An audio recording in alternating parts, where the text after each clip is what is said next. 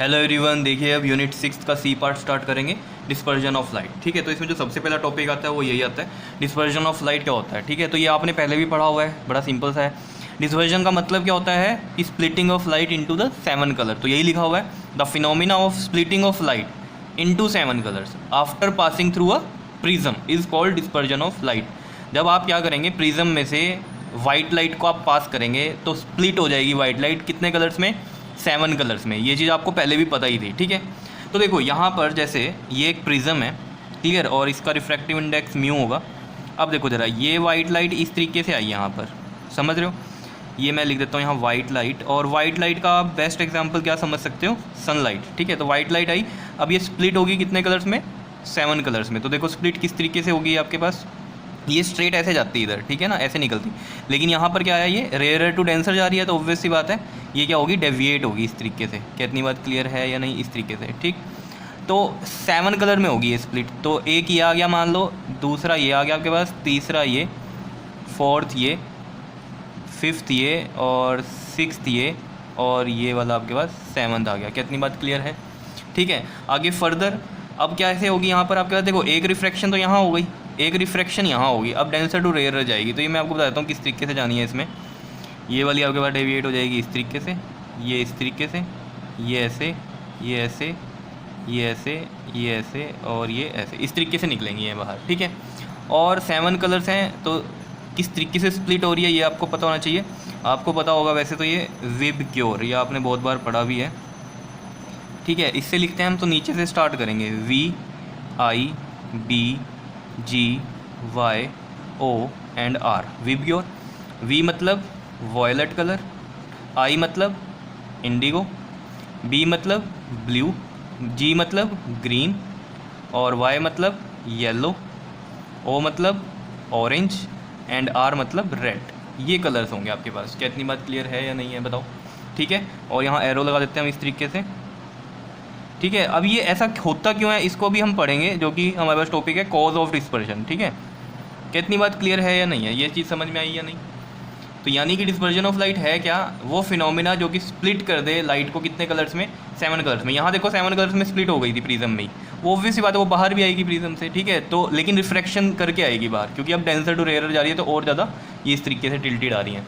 अब ये समझना कि ये कैसे, इस तरीके से कैसे आती हैं ये। देखो जैसे मान लो मैं यहाँ पर आपको समझाता हूँ, ये प्रिज्म है, ठीक है, ये आपके पास क्या आई, वाइट लाइट आई। ठीक है, अब देखो इस लाइन पे नॉर्मल कैसे बनेगा, इस तरीके से बनेगा यहाँ पर नॉर्मल, ये नॉर्मल होगा इसका इस तरीके से, समझ रहे हो।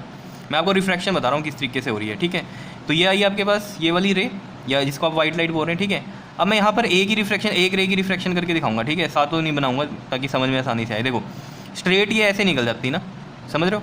अब देखना ध्यान से, रेयर टू डेंसर जा रही है लाइट, तो क्या होगी, bend towards the normal. Normal ये और सीधी ये जा रही थी, तो बेंड टूवर्ड्स द नॉर्मल में ऐसी जाती है या नहीं जाती, बेंड टूवर्ड्स द नॉर्मल होगी। क्या है, नॉर्मल है, तो इसकी तरफ देख लो आगे, ये आपको मैंने वैसे भी बताई हुई है, ये स्ट्रेट जाती है और ये नॉर्मल है। इन दोनों के बीच में ही कहीं पर भी आप बना सकते हो बेंड टूवर्ड्स द नॉर्मल। कितनी बात क्लियर है या नहीं है। ठीक है, अब देखना इस वाली पोजीशन पे, इस वाली पोजीशन पे देखना, यहाँ पर आपके पास नॉर्मल बनेगा इस तरीके से, ऐसे, ये नॉर्मल बन गया यहाँ पर। ठीक है, अब यहाँ कैसे रिफ्रैक्शन हो रही है, देखो डेंसर टू रेयर जाएगा। ठीक है, अब देखो ये स्ट्रेट ऐसे निकल जाती, denser to rare bend toward the normal होती है, अवे फ्रॉम द नॉर्मल होती है, अवे फ्रॉम द नॉर्मल होती है। तो यानी कि ये स्ट्रेट जा रही है और ये नॉर्मल है, तो इन दोनों लाइनों से ये इधर जाएगी, इस तरीके से ये बाहर इस तरीके से निकलेगी। तो देख लो यही किया हुआ है हमने यहाँ पर।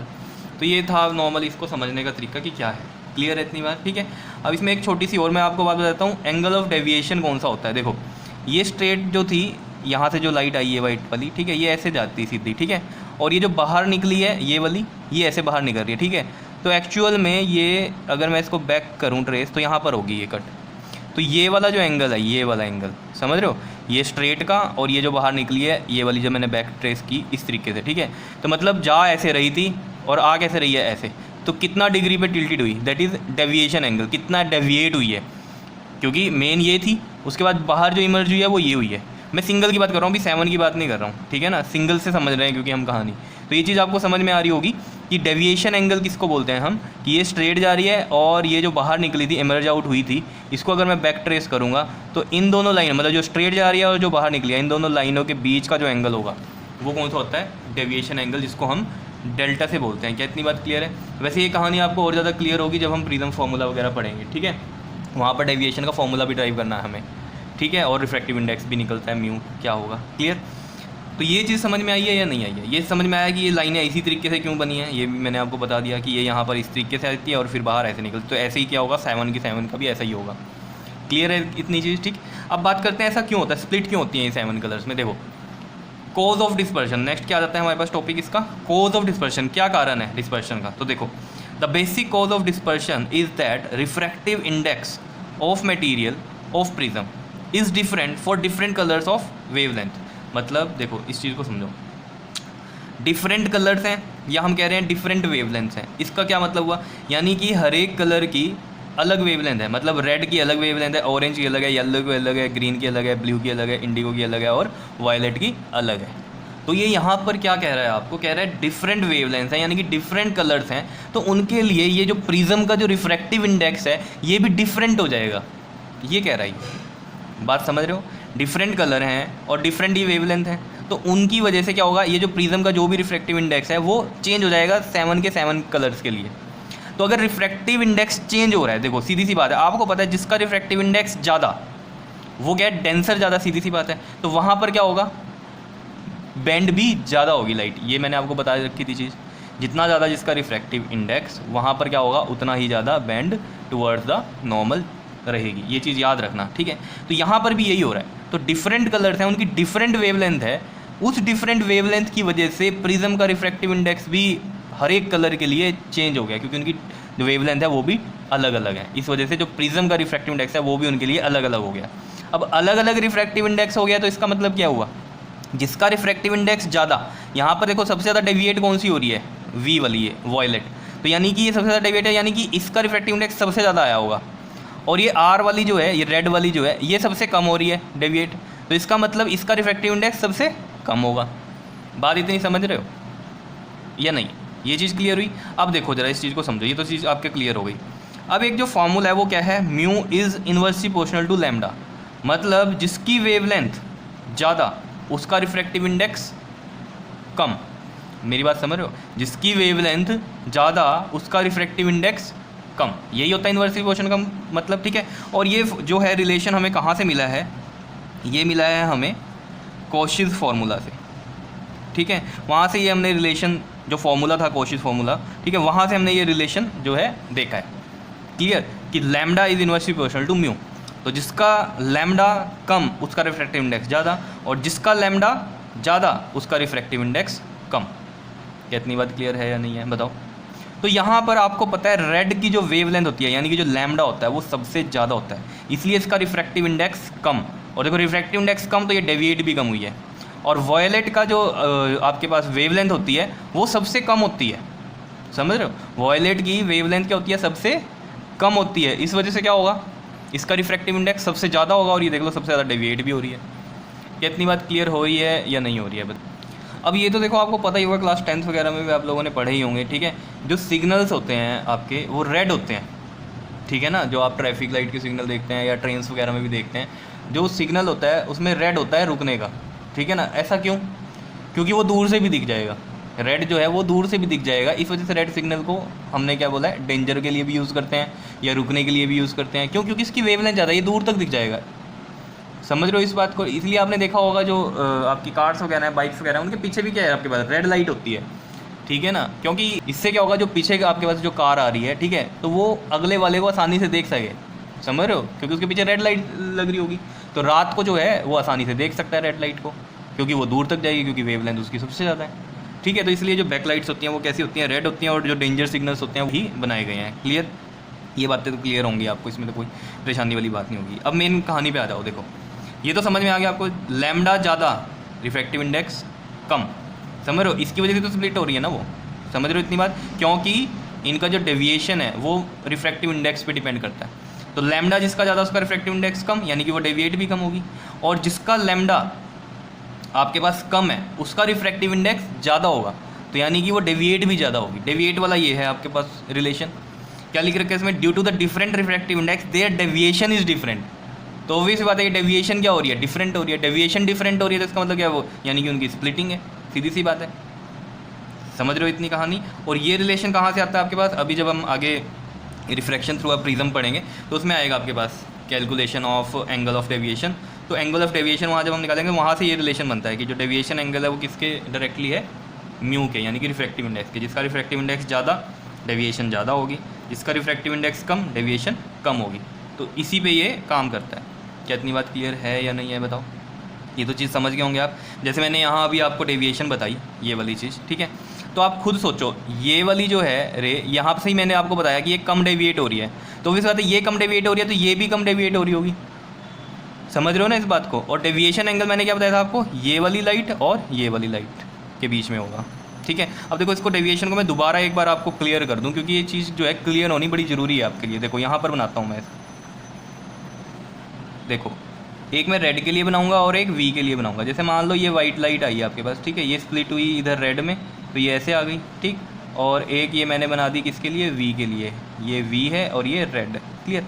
अब देखो ऑब्वियस बात, मैं यहाँ से आपको बार बार डेविएशन बता रहा था। वो क्यों बता रहा था, क्योंकि अगर यहाँ से ये कम हो रही है टिल्टेड और यहाँ से ये ज़्यादा टिल्टेड हो रही है, तो इसका डेविएशन जो होगा वो ज़्यादा आएगा, और जो ये कम डेविएट हो रही है इसका डेविएशन कम आएगा। देखो कैसे, ये है हमारे पास ये जो स्ट्रेट जाती है, ठीक है, और ये रेड को अगर हम बढ़ाएंगे, तो मैंने आपको इसको देख के बता दिया था कि ये क्या है, डेविएशन कम हो रही है, यहाँ पर ये टिल्टेड कम है तो इसका डेविएशन एंगल जो है वो कम आएगा। देखो अब ये रेड का है, ठीक है, ये इतना बन रहा है डेल्टा, डेविएशन एंगल डेल्टा जिसको हम बोलते हैं, ठीक है। अब इसका देख लेते हैं वी का, जो वॉयलेट है हमारे पास, ये स्ट्रेट जा रही थी और ये ऐसे बनती आपके पास इस पोजीशन पे, ठीक है, इस तरीके से आती। तो ये देख लो कितना बड़ा एंगल है ये, तो ये देख लो, समझ रहे हो डेल्टा कितना बड़ा आ गया उस, ये स्ट्रेट जा रही थी और ये वी वाली लाइन ऐसे जा रही थी, तो इसको हमने अगर स्ट्रेट में आया तो इतना बड़ा एंगल आ रहा है। तो ये मैं यहीं से इसलिए बता पा रहा था आपको। समझ रहे हो बात को कि डेविएशन है क्या, क्लियर है। तो वो यहाँ से भी पता चल जाती है आपको, अगर आप कंपैरिजन करना चाहोगे फर्स्ट वाली का और लास्ट वाली का, तो इसके साथ ये टिल्टेड कम है तो इसका डेविएशन कम होगा, ये मैंने आपको करके भी दिखाया। और ये लास्ट वाली देख लो किस तरीके से हो रही है डेविएट, तो यहाँ पर क्या है, डेविएशन इसका ज़्यादा ही आएगा क्योंकि ये बहुत ज़्यादा टिल्टेड है। तो यहाँ पर मैंने आपको करके भी दिखाया, ये क्लियर है। मेरे ख्याल से कहानी क्लियर हो गई होगी आपको, ठीक है। इसका एक एग्जाम्पल समझ लेते हैं, जैसे मैंने अभी आपको बताया भी है। ये देखो जो रेड कलर होता है has maximum wavelength, red colour के जो होता है वो क्या होता है, मैक्सिमम वेवलेंथ है। Therefore its refractive index is minimum, और इसलिए इसका रिफ्रैक्टिव इंडेक्स क्या होगा, मिनिमम होगा इस फॉर्मूले से। समझ लो, रिफ्रैक्टिव इंडेक्स मिनिमम क्यों, क्योंकि वेवलेंथ इसकी सबसे ज़्यादा है। And hence deviation is minimum, तो डेविएशन मिनिमम है क्योंकि ये डायरेक्टली है। देखो यहाँ से समझो, लैम्डा ज़्यादा म्यू कम हुआ तो डेविएशन भी कम हुई, क्लियर है। तो डेविएशन भी कम हो रही है, जी मैंने आपको दिखाया रेड में, ठीक है। सिमिलरली वॉयलेट का ले लो, वॉयलेट कलर की जो है मिनिमम होती है वेवलेंथ, मिनिमम वेवलेंथ है तो रिफ्रैक्टिव इंडेक्स ज़्यादा तो डेविएशन भी ज़्यादा, वही चीज़ यहाँ लिख रखी है। Violet colour has minimum wavelength, therefore its refractive index is maximum and hence deviation is also maximum. कितनी बात क्लियर है या नहीं है। तो ये वाली जो बात थी इसको आप यहाँ से समझ सकते हो, ये आपको करना नहीं है लर्न, ठीक है। ये वेवलेंथ वगैरह ये जस्ट आपको समझना है। देखो एक्चुअल में ये है आपके पास वेवलेंथ, देखो रेड की हमने कहा था वेवलेंथ सबसे ज़्यादा, तो रेड की ये चीज़ है, ठीक है। इसमें मैंने 5 ही कलर्स लिए हैं ताकि सिर्फ आपको समझाने के लिए, ठीक है। वॉयलेट में देख लो सबसे कम वेवलेंथ है, यही हम बोल रहे हैं, मैक्सिमम वेवलेंथ रेड की और मिनिमम वेवलेंथ वॉयलेट की। तो मैक्सिमम वेवलेंथ अगर इसकी है तो इसका जो रिफ्रैक्टिव इंडेक्स होगा सबसे कम होगा, ये वाला। और इसकी हम कह रहे हैं कि कम है वेवलेंथ तो इसका रिफ्रैक्टिव इंडेक्स सबसे ज़्यादा होगा। और ये देख लो आप यहाँ 1.515 चल रहा है इसका, ठीक है ना। वेवलेंथ ज़्यादा तो रिफ्रैक्टिव इंडेक्स कम, और यहाँ क्या है वेवलेंथ कम तो देख लो रिफ्रैक्टिव इंडेक्स ज़्यादा 1.532 चल रहा है। समझ रहे हो इतनी बात, इन चीज़ों को समझ रहे हो या नहीं, ठीक है, क्लियर है। तो दो का ही हमने ये चीज़ एग्जांपल में जो है यहाँ पर लिखा हुआ है, ठीक है। आप ये सारी कंपेयर कर सकते हो, देख लो रेड की ज़्यादा है सबसे, फिर येलो की सबसे, ये येलो की रेड से थोड़ी कम है वेवलेंथ, फिर ग्रीन की थोड़ी और कम है, ब्लू की और कम है, और वायलेट की सबसे कम है। ऐसे रिफ्रैक्टिव इंडेक्स, अगर यहाँ वेवलेंथ सबसे ज़्यादा तो रिफ्रैक्टिव इंडेक्स सबसे कम, फिर उससे ज़्यादा, फिर उससे ज़्यादा, फिर उससे ज़्यादा, फिर सबसे ज़्यादा। क्लियर है। ये जस्ट मैंने इसलिए बनाया है ये टेबल कि आपको जस्ट ध्यान में रहे कि ये किस तरीके से काम कर रहा है, ठीक है, क्लियर। और ये देख भी रहे होंगे आप कैसे रिफ्रैक्टिव इंडेक्स प्रिज्म का चेंज हो रहा है, समथिंग में चलता है, ये वाला 1.5 समथिंग 1.5 समथिंग में चलता है। देख लो अब इतना ज़्यादा भी डिफरेंस नहीं आ रहा रिफ्रैक्टिव इंडेक्स में, ठीक है ना। पॉइंट के बाद ये देखो ये डिजिट तो सेम चल रहा है, बस यहाँ चल रहा है 1517192332। क्लियर है इतनी बात, ठीक है।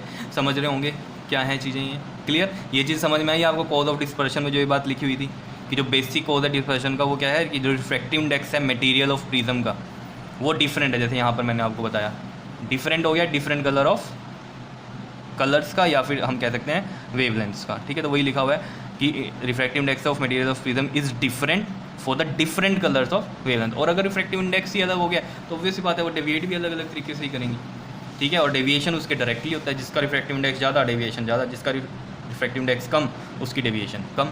क्या इतनी बात क्लियर हो रही है? बताओ, समझ में आया ये क्लियर? तो ये चीज़ें क्लियर हो जानी चाहिए आपकी, ठीक है। अब इससे नेक्स्ट वीडियो में हम कैलकुलेशन करेंगे एंगल ऑफ डेविएशन की, जो कि आपका टॉपिक आता है रिफ्रैक्शन थ्रू प्रिज्म में, ठीक है। क्लियर? ओके जी, थैंक यू।